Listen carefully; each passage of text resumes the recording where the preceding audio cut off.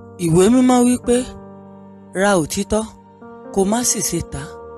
Ọ̀rọ̀ Ọlọ́run alààyè tó ṣetán láti gbọ́ yìí ló jáde láti ẹnu ikọ̀ àti ìríjú Ọlọ́run alààyè Evangelist Babátúndé Samuel. Tẹ́tí gbọ́ ọ̀rọ̀ náà kó sì di alábùkún fún ní orúkọ Jésù Kristi. Help me to do all my restitution. Láyé mi lọ́wọ́. Help my life, O God. Ayé máa tán. This world will come to an Ó máa end. buwọ́kù ìwà rẹ. We'll be left with us and our Ohun tó o character. bá gbélé ayé ṣe làárọ̀ yìí. Whatever we do in this world is what we will be known for. Ọjọ́ kan ó máa sọ pé ó dìgbà ó ṣe nípa A rẹ̀. day will be a memory about us. So rest in peace báyìí. Are we going to rest in peace Àbí all rest in pieces. or in pieces? Ọ̀pọ̀ ní rest in pieces. A lot of people are resting. Táyé rò pé wọ́n ti rest in peace. That people thought they are Ẹni resting. bá kú òru ayé lọ ọ̀run àpáàdì. Someone that leave this world to the Ó hell rest in pieces ní o. is rested in pieces. Kò rest in peace. You do not rest in peace. Sọ fún ẹlẹ́dàá rẹ̀ Tell God kí ojú ayé mi tó tán. before the end of my Jẹ́ time. lè on this jẹ́ lè earth, ṣàwárí rẹ̀. help me to look Jẹ́ lè ṣàtúnṣe ọ̀nà forward. mẹ́. Help me to do my Má jẹ́ gbé ayé asán. Don't let me live a Má jẹ́ jẹ̀bi pé mo wáyé. Don't let me regret of coming Má to jẹ́ this kú sínú world. ẹ̀ṣẹ̀ mi. Don't let me die in my Má jẹ́ kú sinful sínú ways. àṣìṣe. Don't let me die in Ràn mí my lọ́wọ́ ways. Ọlọ́run. Help me, O Lord. Ẹ̀mí mi má jọ ṣọ̀fọ̀. Don't allow my soul to be Ẹ̀mí àwọn kan ti captive. ṣọ̀fọ̀ báyìí. Wọ́n ti wá nú ayé. They've come to this world Wọ́n ti ti kúrò nínú ayé. and they have left. Gbogbo ọjọ́ tẹ̀lọ̀ láyé. All the years they've used on this earth, Wọn ò mọ Ọlọ́run. they don't know God. Jésù Olúwa wa. Amen. Ẹ já lọ sínú ìwé Jòhánù orí 17. Let's go to the book of John, John chapter 17. Verse 12. John 17, verse 12. Nígbà tí mo wà pẹ̀lú wọn ní ayé, mo pa wọ́n mọ́ ní orúkọ rẹ. Àwọn tí ìwọ fi fún mi ni mo ti pa mọ́. Ẹnìkan nínú wọn kò sì ṣègbé bí kò ṣe ọmọ ègbé kí ìwé mímọ́ kí o lè ṣẹ. While I was with them in the world, I kept them in their name. Those that thou gavest me, I have kept, and none of them is lost, but the son of perdition, that the scripture might be fulfilled. Amen. Amen. Amen. Mo ń sọ̀rọ̀ lórí àwọn ọmọ ègbé. We're talking about the children of perdition, Àwọn ọmọ ègbé. the sons of perdition. Ìjọ mọ̀ pé Yorùbá sọ pé orí tí ó jẹ̀kó bóde gba fìlà yóò padà sí lọ́kọ̀ọ̀kan ni. Kò dẹ̀ sí bá a ṣe lè ṣe gbòòlù tí ò ní rùn gbẹ. Nínú iṣẹ́ ìránṣẹ́ Jésù láyé In the ministry of ministry of Jesus. Jesus on earth, Jésù fi ìfẹ́ hàn gidigidi sí àwọn ọmọ ẹ̀yìn ẹ̀. Jesus showed great love to his disciples. Jésù tẹ̀ sápá lórí àti fi wọ́n mọ bàbá. And Jesus tried all he could to show them to the Father. Jésù sapá lórí àti fi ọ̀nà òtítọ́ hàn wọ́n. Jesus tried all his best to show them the truth. Jésù sapá lórí àti fi ẹsẹ̀ wọn lé ọ̀nà ìyè. Jesus tried all his best to put them in the right way. Ṣùgbọ́n ìjà wọn kó bí Jésù ṣe sapá tó ọ̀nà. But do we know that with all the efforts of Jesus, Ìjà mọ̀ pé àwọn kan wà tí wọn ò borí dúró. there are still some that refuse to follow Kì í Jesus. ṣe Júdásì nìkan ni ò borí dúró ní ọmọ ẹ̀yìn. It is not only Judas that went back. Ọlá pé òun ṣe búburú àṣelékè. It was because what he did was very grievous. Búburú àṣelékè ni Júdásì ṣe. Because he did a very gross wickedness. Ní ayé fi rò pé bóyá òun nìkan lọ́mọ ègbé. That is why a lot of people thought he is the only son of Júdásì nìkan kọ́ lọ́mọ ègbé. Jesus is not the only son of perdition. Àwọn ọmọ ègbé pọ̀. There are lots of sons of perdition Tán wà lábẹ́ iṣẹ́ ìránṣẹ́ Jésù. that were under the ministry of Jesus. Bó o láṣẹ mọ̀. How do we know? Tẹ̀lé mi lọ sínú ìwé Jòhánù orí kẹfà. Let's go to the book of John, chapter 6, Ẹ jáwọ́ láti ẹsẹ̀ 60. from verse 60. Nítorí náà nígbà tí ọ̀pọ̀ àwọn ọmọ ẹ̀yìn rẹ̀ gbọ́ èyí, wọ́n wí pé ọ̀rọ̀ tí ó le ní èyí ta ni lè gbọ́. Many therefore of his disciples, when they heard this, said, "This is an hard saying, who can hear it?" Àwọn ọmọ ẹ̀yìn Jésù náà rí o. These are his disciples. àwọn ọmọ ẹ̀yìn tòótọ́ tó tẹ̀lé. These are the true disciples of Jesus that follow him. tí wọ́n tẹ̀lé lọ bí kíbi. They follow him ṣùgbọ́n everywhere. nígbà tó dé àárín kan But when he got to a certain nínú point iṣẹ́ ìránṣẹ́ Jésù. in the ministry of Jesus, nítorí àwọn ọ̀rọ̀ tó le nípa ọ̀rọ̀ ìjọba ọ̀rọ̀ tí Jésù sọ. because of the hard words that Jesus was uttering about heaven, wọ́n ní wọ́n sì bẹ̀rẹ̀ sí ní bira wọn léèrè pé and they began to ask each other, ọ̀rọ̀ tí alágbẹ̀ni sọmọ ti pọ̀ jù. these words that this man is saying is too eléyìí tó kẹta àrùn much. kankan máa ti dọ́rùn àti dọ́rùn yìí. This one that this man is so engrossed with getting to heaven. eléyìí tó kẹta ń pariwo lórí ìwàásù This àtúnṣe one that àtúnṣe this yìí. man is just shouting about eléyìí restitution. tó kẹta ń pariwo ọ̀run àpáàdì ọ̀run àpáàdì. This one, this man is just shouting about hell, hell. eléyìí tó kẹta ń pariwo ìwà mímọ́ ìwà mímọ́ yìí. This one, this man is just shouting about holiness. eléyìí tí bẹ́ẹ̀ lè jù wá lọ o. This is more harder than we thought. wọ́n sì bẹ̀rẹ̀ sí ní kàn. And they began to murmur. wọ́n sì bẹ̀rẹ̀ sí ní sàròyé. And they began to complain. Jésù wá sọ fún wọn ní verse 61. And Jesus said to them, nígbà tí Jésù sì mọ̀ nínú ara rẹ̀ pé àwọn ọmọ ẹ̀yìn rẹ̀ kùn sí ọ̀rọ̀ náà ó wí fún wọn pé èyí jẹ́ ìkọ̀sẹ̀ fún yín bí. when Jesus knew in himself that his disciples murmured at it, he said unto them, doth this offend you? Jésù bí wọ́n. Jesus asked them, sí àwọn ọ̀rọ̀ tí mo sọ yìí these words that I speak lórí kẹlẹ́dọ́rùn yìí on how to get to ó wá heaven, jẹ́ wàhálà fún yín bí. is it a problem to you? ṣùgbọ́n gbà tó di ẹsẹ̀ 66.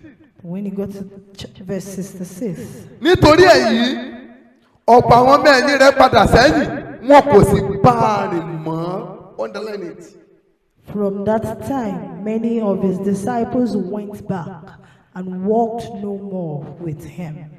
àwọn ọmọ ẹ̀yìn rẹ̀ padà sẹ́yìn His disciples went back wọn ò sì bá a rìn mọ́. and walked with him no nígbà more. tá a bá rírun nǹkan báyìí ní abẹ́ iṣẹ́ ìránṣẹ́ Jésù olùgbàlà. If we can see this kind of things in the under the ministry of Jesus, the ẹni Savior, tó jẹ́ Ọlọ́run fúnra rẹ̀. the Lord himself, ẹni tó jẹ́ olùṣẹ̀dá ayé àti ọ̀run. the creator of heaven and earth, tó jẹ́ pé òun ló dá ènìyàn. he that created humans, tó sì ń sọ ọ̀rọ̀ ìṣèjáde látẹnu ara rẹ̀ tí wọ́n rí báyìí lójúkorojú. and spoke the words of life, yet they saw him.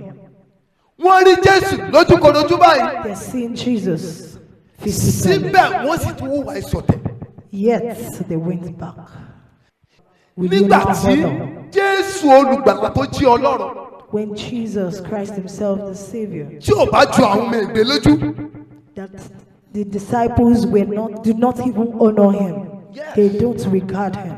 tí Jésù fúnra rẹ̀ tó jí Ọlọ́run When Jesus, the Lord himself, tí ò bá ju àwọn ọmọ ẹgbẹ́ lójú. were not honored by the son of mi ò rí perdition, ẹ̀dá àyè bí ẹgbẹ́ wọn tí ó jọ wọn lójú. I don't see anyone on earth that they can honor. wàyẹ náà ló wà ní ayé Júdásì It is that same character that is in Judas. tó jó ta. That is why he sold Jesus. àwọn ọmọ ẹgbẹ́ The sons of perdition. àwọn ọmọ Jésù fi hàn sí wọn o. And these people were loved by God, by Jesus. àwọn wọ̀nyí Jésù sapá lórí wọn o. And these people, Jesus labored on them. àwọn wọ̀nyí Jésù fi òtítọ́ gbogbo hàn wọ́n o. These disciples, Jesus showed them the truth. síbẹ̀síbẹ̀ Yet, wọn ò ka ìfẹ́ Jésù sí. they do not regard the love wọn ò of ka ìrúbọ Jesus. Jésù sí. They do not regard the sacrifice wọn ò of tiẹ̀ gbé Jesus. sẹ́rẹ́ Jésù. They don't even honor him. wọn ò tiẹ̀ wo Jésù sí ẹ̀kan. They don't even regard him for wọ́n ní once. padà lẹ́yìn rẹ̀. They were rebellious. wọn ò dẹ̀ dọ́dọ̀ rẹ̀ mọ́. And they moved no wọ́n bá longer Jésù with him. ṣọ̀tá tí Jésù fi kú ni. They were enemies with Jesus till he died. I'm very sure wọ́n á tẹ̀lé Jésù torí kí àgbélébùú. I'm very sure that they followed Jesus. wọ́n á fi Jésù ṣe yẹ̀yẹ́ torí kí They àgbélébùú. must have mocked Jesus on the cross. wọ́n á pẹ̀lú àwọn tó sọ pé ẹ̀ka mọ́gí. They would have been among the people that made petition against him. wọ́n á pẹ̀lú àwọn tó sọ pé nail him to the cross. They would be among people that were shouting, nail him onto the cross. ó dìsáfù àti kú. He deserved to die. wọ́n á pẹ̀lú àwọn tó mọ̀ bá Jésù jẹ́ kiri. They will be among people that keep back wọ́n á pẹ̀lú àwọn the tí story of Jesus. yóò máa sọ pé ẹ̀mí burúkú ni Jésù ń lò. Be among people that would say Jesus was fake. wọ́n á pẹ̀lú àwọn tí ó ń fi àbùkù kan Jésù. They will be among people that mock Jesus. àwọn ọmọ ègbé. The sons of perdition. àwọn tí ó ń tọ́ ìfẹ́ Kristi wò. People that tasted the love of Christ. Àwọn tí ó mọ̀ bí ẹni rere ni. People that knew Jesus was a good man. Síbẹ̀ wọn ò kà á sí. Yet they do not regard him. Síbẹ̀ wọn ò bu ọlá fún. Yet they do not honor him. Ọmọ Ẹgbẹ. The sons of perdition. Bó o náà ṣe mọ̀ wọ́n. How do we know them? A máa fa ní àmì ìdánimọ̀ wọn méje. Signs of knowing the sons of perdition in 7 ways. Àmì ìdánimọ̀ ọmọ Ẹgbẹ méje. The signs of knowing the sons of perdition. Sọ́ọ́ni tó bá ti kóbìnrin pé wà nù ayé ẹ̀. The moment you notice it in your life, Tètè gbọ́ orí òkè lọ́kọ̀ ló máa bí Ọlọ́run. instantly go and pray to beg God. Àkọ́kọ́, Perdition. Number 1, wọn ì fẹ́ ìbáwí. they don't want rebuke. Wọn ì fẹ́ ìbáwí. They don't want to be Tó rebuked. bá ti rí ọmọ Ẹgbẹ nínú ìjọ, When you see a son of perdition in church, ara àmì àkọ́kọ́ tó fi mọ̀ wọ́n ni pé the first sign you will know tí is wọ́n bá ń kọ̀rẹ́ẹ̀tì wọn, wọn ì gbọ́. when they are being corrected, they don't listen. Kò sẹ́ni tó lè pè wọ́n sí àkíyèsí. There's nobody that can call their attention into things. Tẹ́ ẹ bá pè wọ́n sí àkíyèsí, When you call their attention to things, kò sí bó ṣe lè fi ọ̀rọ̀ tútù bá wọn sọ̀rọ̀ in a corrective manner. there is no way you can calmly talk to them in a corrective way Tẹ́ máa gbọ́ that they will listen. tí wọn nìkan ló máa ń jọ wọ́n lójú. They only understand their own. Àwọn ọmọ Ẹgbẹ nípa ìwà tí wọ́n kọ sí ìbáwí. We will know the sons of perdition by their ways towards reproof. We identify the sons of perditions by their attitude towards rebuke. Wọn kì í fẹ́ ìbáwí. They don't want to rebuke. Wọ́n máa ń mọ̀ ju gbogbo ènìyàn lọ. They know all. Proverbs 12:1. Proverbs 12, verse 1. Ìwé Òwe orí kejìlá ẹsẹ̀ ìkíní part B.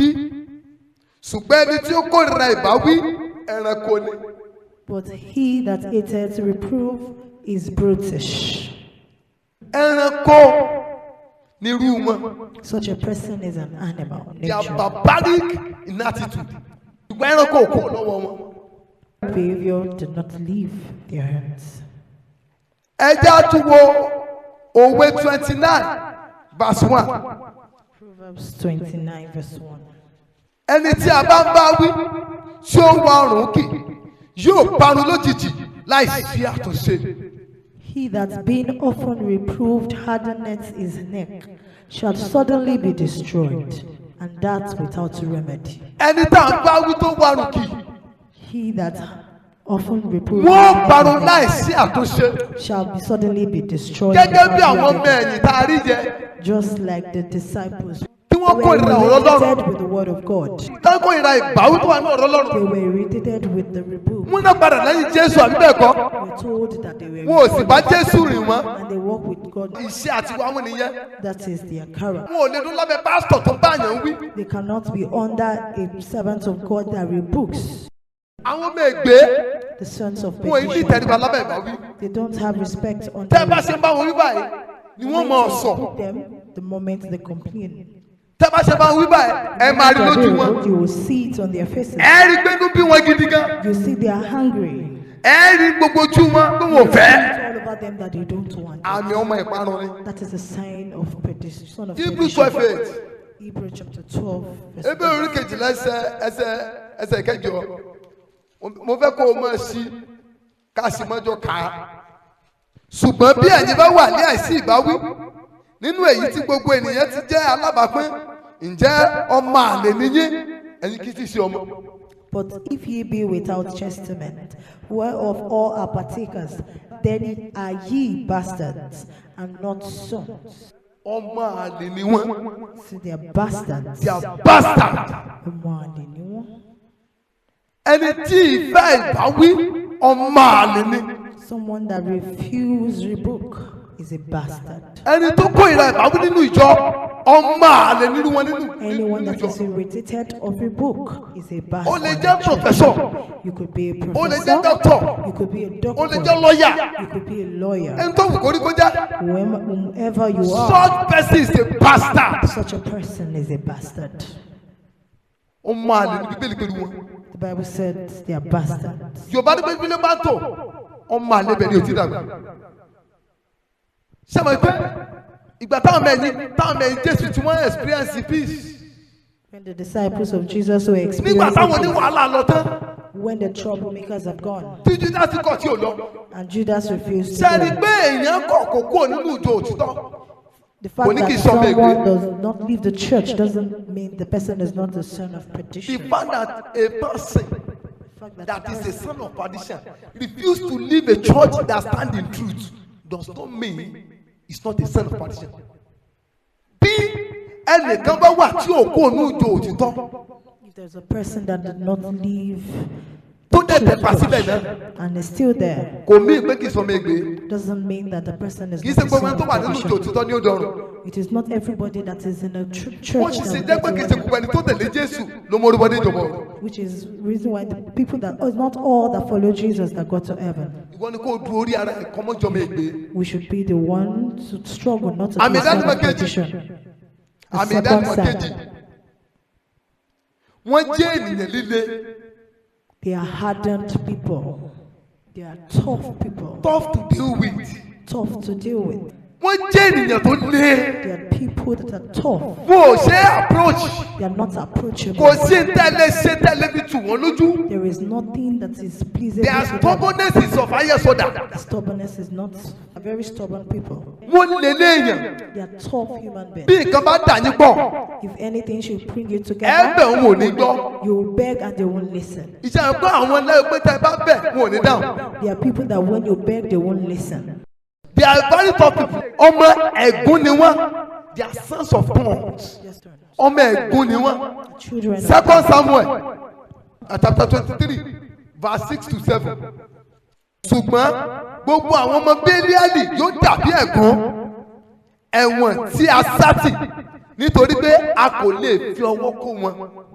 Ṣùgbọ́n ọkùnrin tí ò tọ́ wọn fi irin àti ọ̀pá oko sagbára yí ara rẹ̀ ká wọ́n ó sì jóná lúlú níbì kan náà. But the sons of Belial shall be all of them as thorns, thrust away, because they cannot be taken with hands.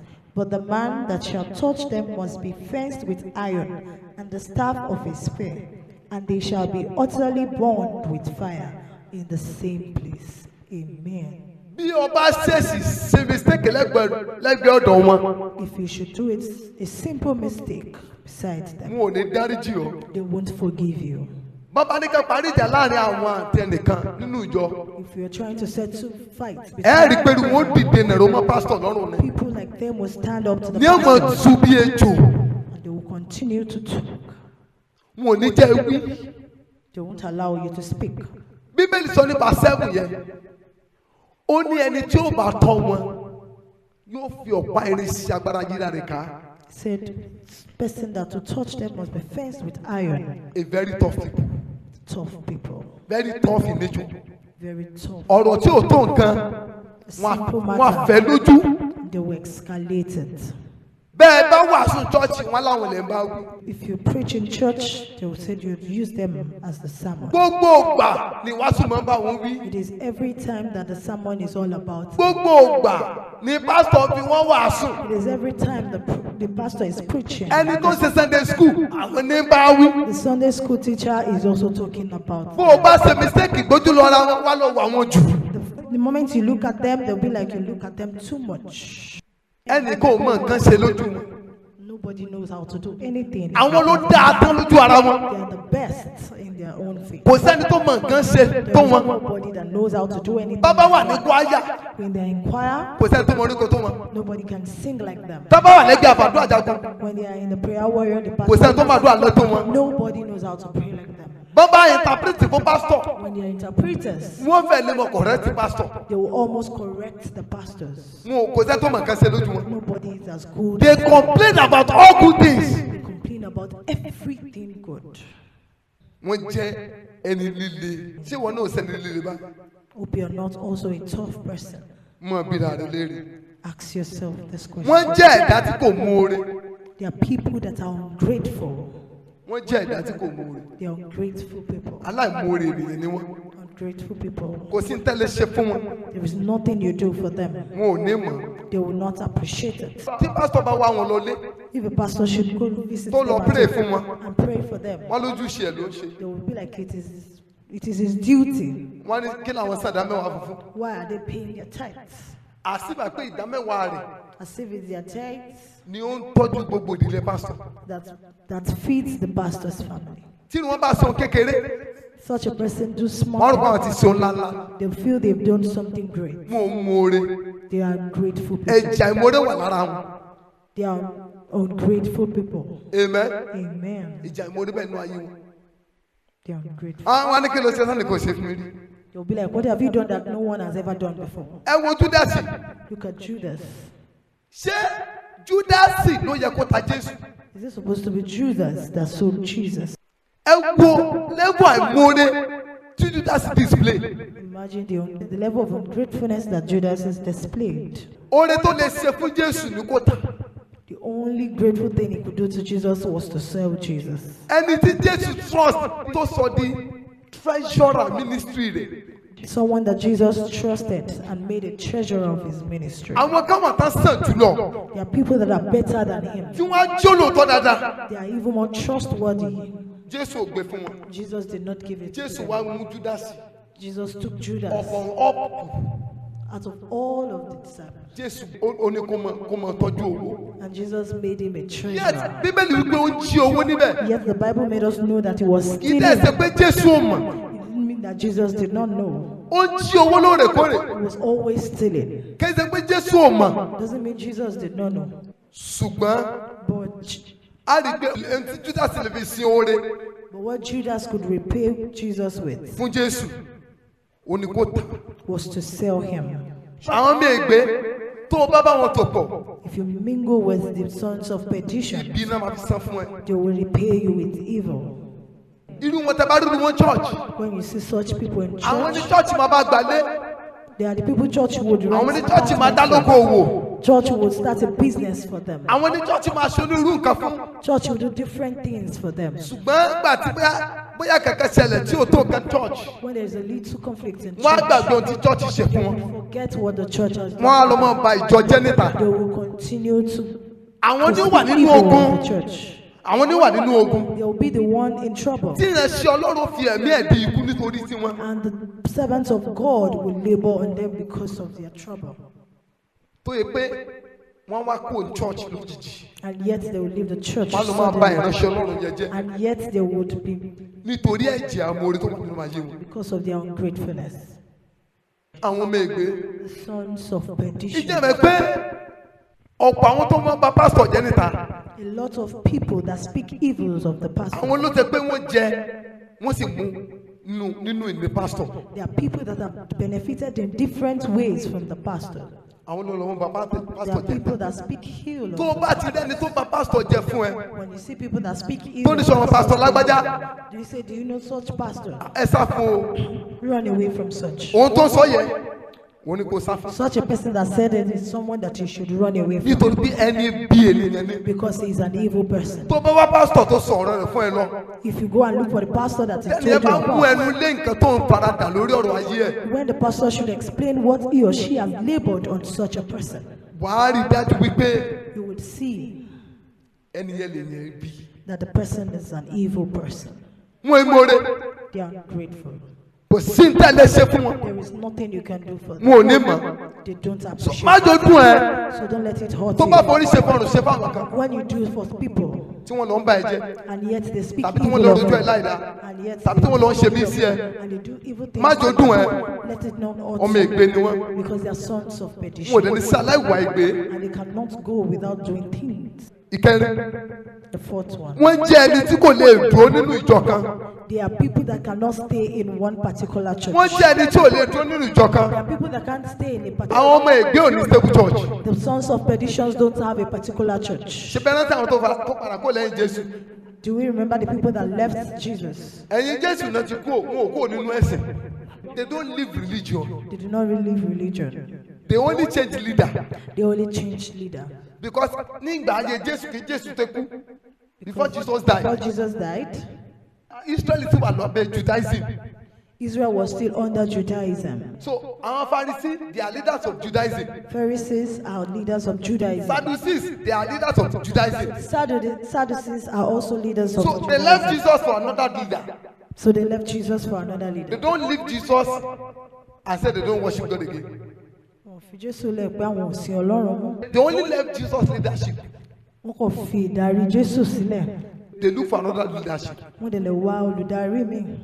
And that's the reason why they don't come back to Christ again. Torí ẹ̀ ni wọ́n ṣe padà sọ́dọ̀ Jésù mọ́. So àwọn ọmọ ẹgbẹ́ lálàdarí kan. The sons of perdition don't have a particular leader. Láàárín odidi ọdún kan, In a year, wọ́n lè tẹ chọ́ọ̀chì bíi ogún. they can step 20 churches. Tẹ bá rà àwọn ọmọ ẹgbẹ́. When you see sons of Ara perdition, tẹ̀sí mọ́ wọn ni pé how you will know them? kò sí chọ́ọ̀chì tó ń trẹ́ndì tàtàn tí ì dé. That there's no church that is trending that they've not been to. Kò sí chọ́ọ̀chì tàn tí ì dé. They are always first timers in Wọ́n ti ya churches. sẹ̀lẹ̀. They've been to Celestial Wọ́n ti Church. dé kérúbù. They've been to CNS. Wọ́n ti lọ Ekwa rí. They've been to Ekwa. Wọ́n ti lọ Baptist rí. They've been to Baptist. To Kò sí Methodist. chọ́ọ̀chì tàn tí ì dé rí. There's no church that they've not been to. Kò sí chọ́ọ̀chì tàn ní tẹ́sí. There's no church that they've not. Ṣé a rí gbogbo chọ́ọ̀chì tàn lọ yẹ? All the churches that they've been to, Kò sálẹ̀ lórí tó dáa. there is no good leader among them. Kò sí dọ́tírì tó sún wọn. There is no doctrine that is suitable for them. Àwọn ọmọ ẹgbẹ́. The sons of You perdition. can't please them.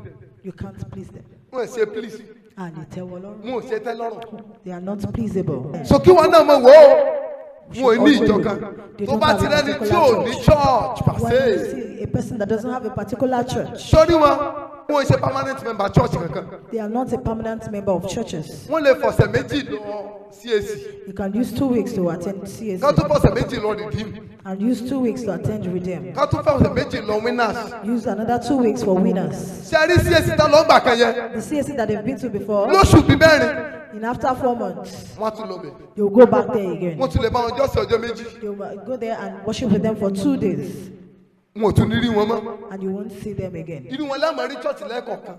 There are people that you see in church once in a while. Kì í ṣe pé wọn ò lọ church mi o. It's not that they don't go to another Kì í church. ṣe pé lẹ́nà jòkó sí every It's not Sunday like o. they are at home every Sunday. Wọ́n ń tọ̀ church bí ẹni tọ̀ tourism ni. They are going to different churches like a tourist. Àwọn ọmọ ègbé nìyẹn. The sons of perdition. Hebrews 10:25. Hebrews 10:25. Kí a má ṣe kọ ìpéjọpọ̀ ara wa sílẹ̀ gẹ́gẹ́ bí àṣà àwọn ẹlòmíràn. Not forsaking the assembling of ourselves together, as the manner of some is. Sọ bọ́ báyìí, àṣà àwọn ẹlòmíràn. The manner of some. Àwọn míì tí a ń pèrè àwọn ní Kristìẹ́nì. Some that call themselves Christians. Àwọn míì tí a sọ pé àwọn ní ìgbà. People that say they are saved. Àwọn míì tí a sọ pé àwọn ọmọ Jésù. People that say they know Jesus. Wọ́n jẹ́wọ́ pé wọ́n mọ Ọlọ́run. They confess that they know Jesus, Ṣùgbọ́n nínú ìwà àti ṣe but in their character, kò fi hàn pé ọmọ Ọlọ́run. it doesn't show that they know God. Àwọn ní Bíbélì sọ nínú ìwé Tímótì kejì orí kẹta ẹsẹ̀ karùn-ún. There are people that Bible talked about in 2 Timothy 3:5. 3:5. Ó ní wọ́n ní àfarawé wà bí Ọlọ́run. They have a form of godly behaviour. They have a form of godly behavior, Ṣùgbọ́n sí agbára ẹ̀. They deny the power thereof. but they deny the power thereof. Yes. Ìṣe àti ìwà Kìrìsìtẹ́nì yìí ò sínú ayé wọn. The character and the nature of Christian is not in them. Ẹnu náà fi ń jẹ́wọ́ Jésù. They only confess Jesus with their mouth. 1 John 2:19. 1 John 2:19. Wọ́n ti ọ̀dọ̀ wa jáde ṣùgbọ́n wọn kì í ṣe ara wa nítorí wọn bá ṣe ara wa wọn ìbá dúró ṣùgbọ́n wọ́n jáde kí a lè fi hàn pé gbogbo wọn kì í ṣe ara wa. They went out from us, but they were not of us. For if they had been of us, they would no doubt have continued with us. But they went out, they might be made manifest that they were not all of us. Wọ́n ti ọ̀dọ̀ wa jáde, They came from us, which means pé a lè bí wọn nídìílé Kìrìsìtẹ́nì. which means they might come from a Christian background. Bàbá wọn lè jẹ́ Kìrìsìtẹ́nì, The father might be a Christian, ìyá wọn lè jẹ́ Kìrìsìtẹ́nì, the mother might be a Christian, ṣùgbọ́n mo ègbé ni wọn. but they are sons of perdition. Wọ́n lè mọ orin kan, They might know how to sing, wọ́n lè mọ bá ṣe ń gbàdúrà, they might know how to pray, ṣùgbọ́n wọn ì ṣe ti Ọlọ́run. but they are not of God. Wọn ì ní ìjọ kan pàtó. They don't have a particular church. Àmìnà. Another sign, Wọn ò ní ìbọ̀wọ̀ fún aládarí. they don't honor their leaders. Wọn ò ní ìbọ̀wọ̀ fún aládarí. They don't honor their leaders. bí aládarí bá sọ̀rọ̀ When the leader speaks, wọ́n máa fojú kọ aládarí mọ́lẹ̀. they will always disregard him. Ní bá wọn sọ̀rọ̀ kí ẹ gbọ́. You can't talk to them that they listen. Pásítọ̀ ò lè pè wọ́n pé hello sista alágbádá yọjú sí mi fún fẹ́ rí ẹ. The pastor cannot tell them to come see him. 3 hours kò tí ì dé. In 3 hours, he or she is 4 not hours kò tí ì dé. there. The next 4 hours, he or she is not there. Pásítọ̀ ò lè sọ. A pastor can summon them and they will answer. 3 John chapter 1 chapter kan náà ló ní verse 9 and 10. Èmi kọ̀wé sí ìjọ ṣùgbọ́n tí ó trẹ́fẹ̀ ẹni tí ó fẹ́ láti jẹ olórí láàrin wọn kò gbà wá. Nítorí náà bí mo bá dé èmi yóò mú iṣẹ́ rẹ̀ tí ó ṣe wá sí ìrántí tí ó sọ ọ̀rọ̀ búburú àti ìsọkúsọ sí wa èyí ni kò sì fẹ́ tẹ́ lọ́rùn bẹ́ẹ̀ ni òun fúnra rẹ̀ kò gba àwọn ará àwọn tí ó sì fẹ́ gbà wá ó dá wọn lẹ́kun ó sì lé wọn jáde kó nínú ìjọ. Can you see that? I wrote unto the church, but Diotrephes, who loveth to have the preeminence among them, receiveth us not. Whereof, if I come, I will remember these deeds which he doeth, parading against us with malicious words, and not content therewith, neither doeth he himself receive the brethren, and forbiddeth them that would, and casted them out of the church. There are people that don't honor the commandments of the pastor. When we are told that we have things to do in church,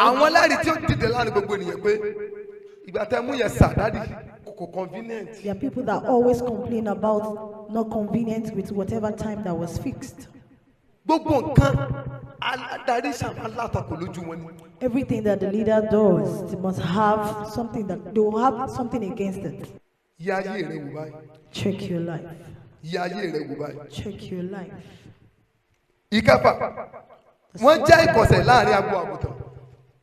The stumbling blocks among the sheep, the sheepfolds. There are stumbling blocks among the sheepfolds. Jeremiah 5:26. Jeremiah 5.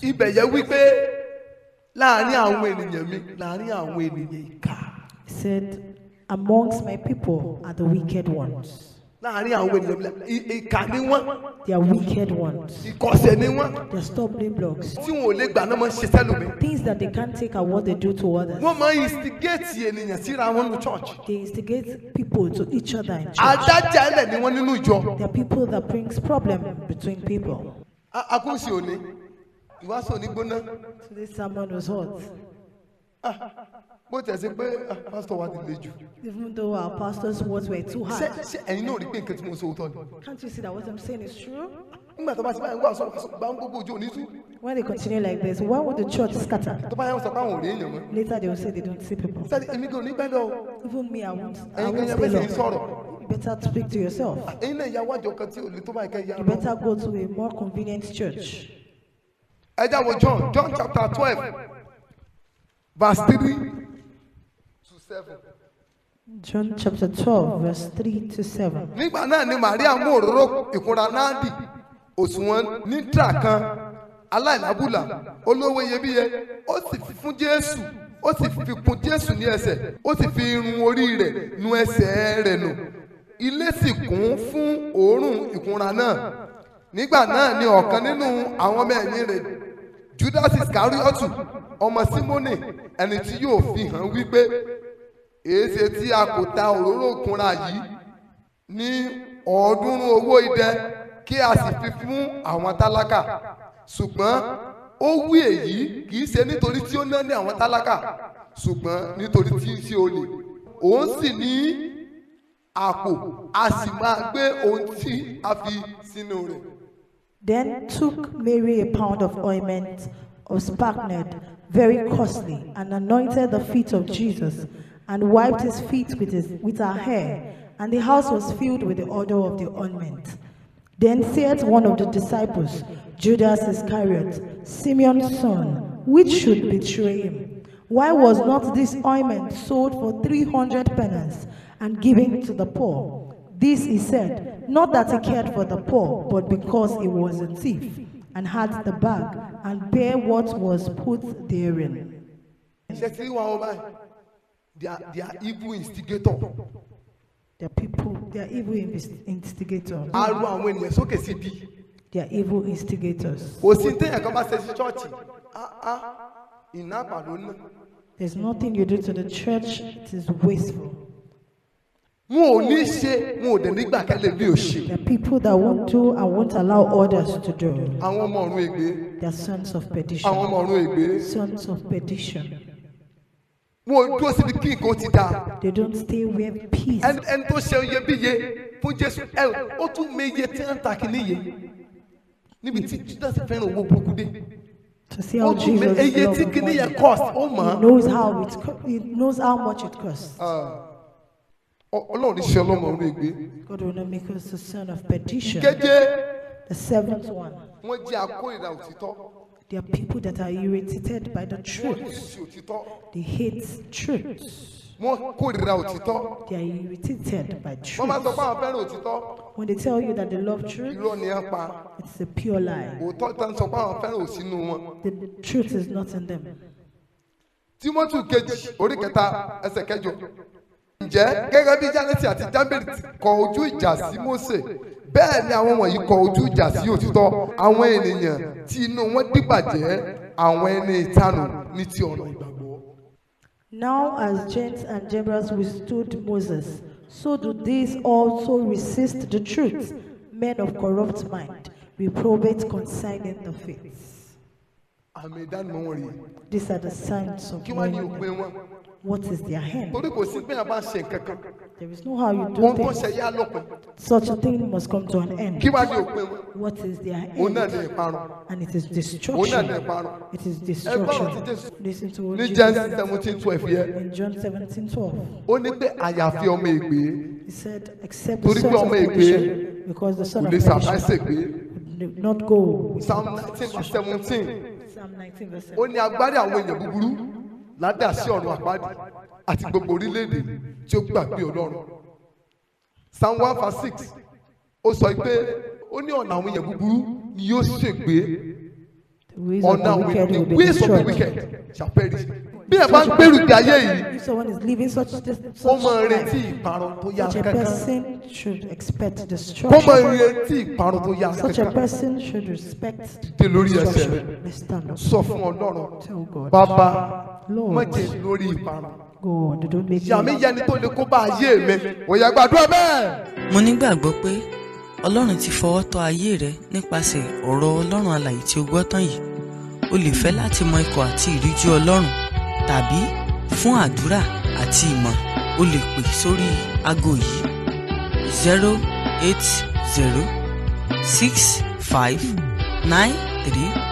08065935539. Ẹ máa tẹ̀síwájú nínú oore ọ̀fẹ́ Kristi. Láti gbọ́ onírúurú ìwàásù ọ̀rọ̀ Ọlọ́run mìíràn tí ń ṣe oúnjẹ ẹ̀mí, o lè kàn sí wa lórí ẹ̀rọ ayélujára yìí tí ń ṣe YouTube channel wa Evangelist Babatunde Samuel. Bákan náà lórí Audiomack Evangelist Babatunde Samuel. Ẹ ṣé púpọ̀.